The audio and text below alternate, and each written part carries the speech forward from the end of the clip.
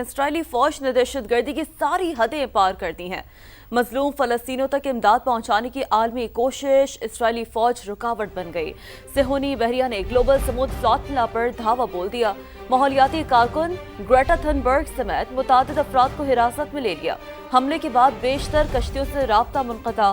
منتظمین کے مطابق 13 کشتیوں میں سوار عملے کو حراست میں لیے جانے کی تصدیق ہو چکی ہے، جبکہ 30 کشتیاں اب بھی غزہ کے اطراف سمندر میں موجود ہیں۔ غیر قانونی حربے ہمیں اپنے مشن سے نہیں روک سکتے۔ دوسری طرف اسرائیلی وزارت خارجہ کا کہنا ہے کہ زیر حراست افراد کو پورٹ منتقل کر دیا گیا ہے، جہاں سے انہیں ملک بدر کیا جائے گا۔ سمود فلاٹیلا میں پاکستان کے سابق سینیٹر مشتاق احمد سمیت 46 ملکوں کے 500 سے زائد افراد سوار ہیں۔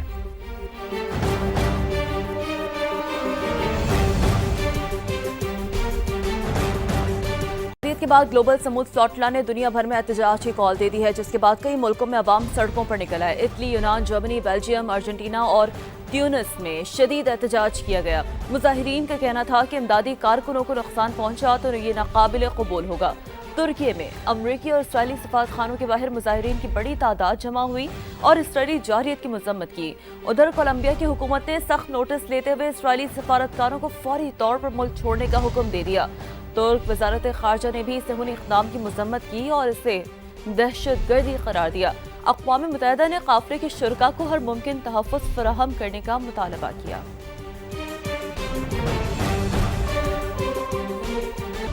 امدادی کشتیوں میں سوار نہتے کارکنان اور صحافیوں کو نشانہ بنانا انسانیت کے خلاف جرم۔ اسرائیلی اقدام بحری قزاقی اور دہشت گردی ہے۔ حماس کا شدید رد عمل۔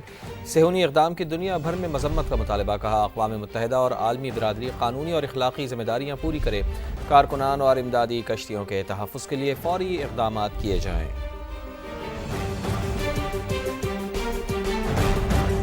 وزیر اعظم شہباز شریف کی گلوبل سمود فلاٹلا پر اسرائیلی حملے کی شدید مذمت، کہا بے لوث کارکنان کا واحد جرم یہ تھا کہ وہ کس مظلوم فلسطینی عوام کے لیے امداد کے لیے لے جا رہے تھے۔ آپ کو بتائیں کہ انہوں نے یہ کہا ہے کہ بے بس فلسطینیوں کی امداد کے لیے وہ سمود فلاٹلا جا رہا تھا۔ ایکس پر جاری اپنے بیان میں شہباز شریف نے کہا ہے کہ فلاٹلا میں 44 ممالک کے 450 سے زائد امدادی کارکن سوار تھے، جنہیں اسرائیلی افواج نے غیر قانونی طور پر حراست میں لے لیا۔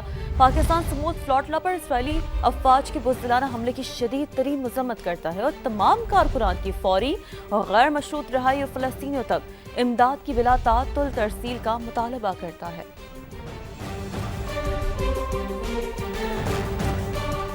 غزہ میں اسرائیلی فوج کی دہشت گردی جاری ہے۔ 12 گھنٹوں میں مزید 70 فلسطینی شہید ہو گئے ہیں۔ 24 گھنٹوں میں شہید ہونے والوں کی تعداد 143 تک جا پہنچی ہے۔ صہیونی وزیر دفاع نے غزہ سٹی سے انخلا کی آخری وارننگ جاری کر دی ہے، کہا شہری جنوب کی طرف نکل جائیں، حماس کے ارکان کو الگ تھلگ چھوڑ دیں، یہاں رہنے والوں کو دہشت گرد اور دہشت گردوں کا حامی تصور کیا جائے گا۔ اسرائیل جو مرضی چاہے کرے، کھلی چھوٹ، صہیونی ریاست کی گارنٹی کون دے گا؟ فلسطین کی مزاحمتی تنظیم حماس سے غیر مسلح ہونے کا مطالبہ مسترد کر دیا۔ صدر ٹرمپ کے 20 نکاتی امن منصوبے کے بعض شقیں تبدیل کرنے پر زور دیا۔ قطر میں اہم مشاورتی اجلاس میں واضح کر دیا کہ قومی اصولوں پر سمجھوتا کرنے کا سوال ہی پیدا نہیں ہوتا۔ القسام بریگیڈ کے سربراہ نے جنگ جاری رکھنے کا کہہ دیا۔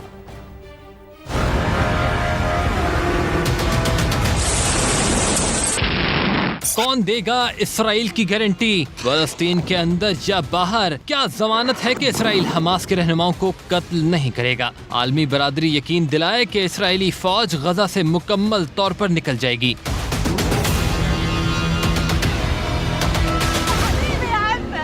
حماس نے امریکی صدر کے غزہ امن منصوبے پر شدید تحفظات کا اظہار کر دیا۔ قطر، مصر اور ترک حکام کے ساتھ مشاورت میں کہا کہ حماس منصوبے کی بعض شقوں میں تبدیلی چاہتا ہے۔ حماس رہنما طاہر النونو نے واضح کر دیا کہ مجاہدین برسوں پر محیط جنگ بندی کے لیے تیار ہیں، لیکن اسرائیلی قیدیوں کی رہائی مکمل جنگ بندی اور اسرائیلی انخلا سے مشروط ہے۔ حسام بدران بولے، ہر تجویز پر بات کرنے کو تیار ہیں، لیکن قومی اصولوں پر سمجھوتا کرنے کا سوال ہی پیدا نہیں ہوتا۔ رپورٹ کے مطابق القسام بریگیڈ کے سربراہ عز الدین الحداد اسرائیل کے خلاف جنگ جاری رکھنے کے حق میں ہیں۔ ترجمان وائٹ ہاؤس کیرولین لیوٹ نے کہا ہے کہ صدر ڈونلڈ ٹرمپ کے غزہ منصوبے پر حساس بات چیت چل رہی ہے۔ پریس بریفنگ کے دوران انہوں نے کہا کہ کسی بھی اعلان سے پہلے کوئی تفصیل نہیں بتائی جا سکتی۔ یہ معاملہ صدر ڈونلڈ ٹرمپ اور خصوصی ایلچی اسٹیو وٹکاف دیکھیں گے۔ قطر پر کوئی بھی حملہ امریکہ پر حملہ تصور ہوگا۔ امریکی صدر ڈونلڈ ٹرمپ نے نیا حکم نامہ جاری کر دیا ہے۔ قطر کی سلامتی یقینی بنانے سے متعلق ایگزیکٹو آرڈر پر دستخط کر دیے ہیں۔ وائٹ ہاؤس کے مطابق کسی حملے کی صورت میں امریکہ دفاع اور امن و استحکام کی بحالی کے لیے عسکری، معاشی اور سفارتی اقدام کرے گا۔ قطر مشرق وسطیٰ اور اس سے باہر ثابت قدم اتحادی ہے۔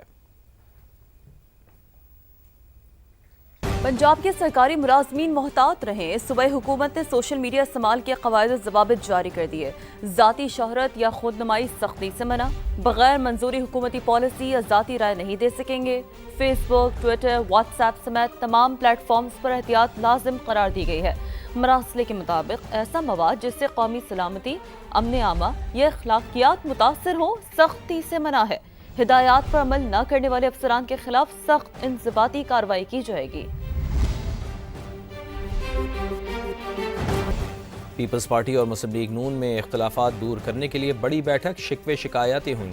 معاملات افہام و تفہیم سے حل کرنے اور ایک دوسرے پر سخت زبان استعمال نہ کرنے کی یقین دہانی کرائی گئی۔ اسلام آباد سے دیکھیے عثمان جاوید ملک کی رپورٹ۔